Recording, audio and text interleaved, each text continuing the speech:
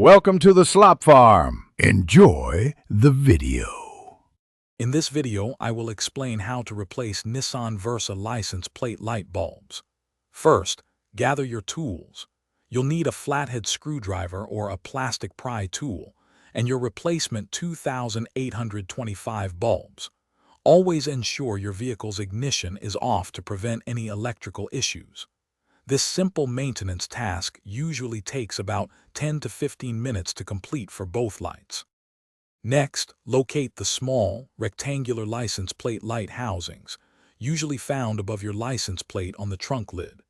Using your flathead screwdriver or plastic pry tool, carefully insert it between the right side of the housing and the trunk lid.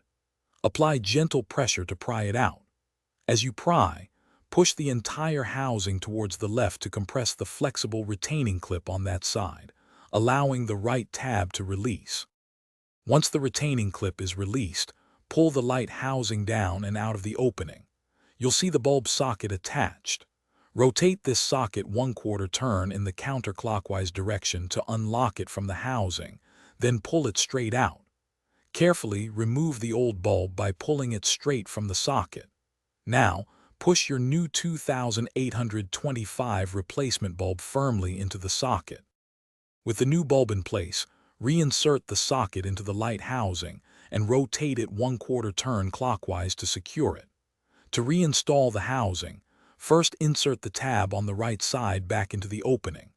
Then, gently push the left side of the housing until the flexible retaining clip snaps securely into place. Finally, turn on your parking lights to verify that your new license plate bulbs are working correctly. Check the description for a link to little trees, black ice, and other great deals.